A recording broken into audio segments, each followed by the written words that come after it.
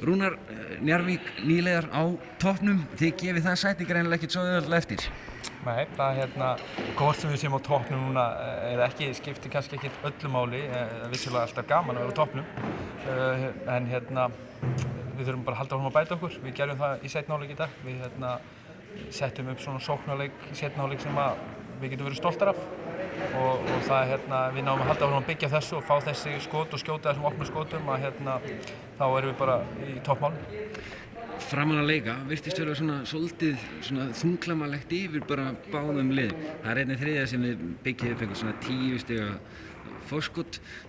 Telur að það hefði jafnvel getað verið meiri svona snerpa í leiknum ef það hefði verið fleiri í stúkunni?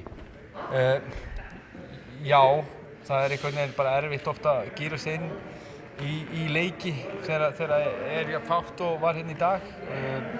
Þú sér bara fókusinn er oft bara ekki alveg þú ert ekki jafn sjarp og við klikkum örugglega úr einhverjum 10 layupum í fyrri hálfleik og vítanýting léleg og þetta kemur allt svona heim og saman að það vantar kannski bara aðeins meiri fókus og áhorfendurnir hjálpa til og eins og ég segi, við erum með virkilega flott lið, við erum á toppnum í deildinni og þó að það þurfi að fara í eitthvað hraðtest að þá er það ókeypis og tekur 15 mínútur.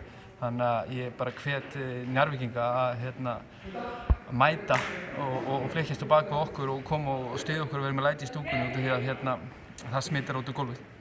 Og ekki vanþörf á þeir að fara á Hlíðarenda í næstu umferð á sunnudaginn, það verður eitt verkefni.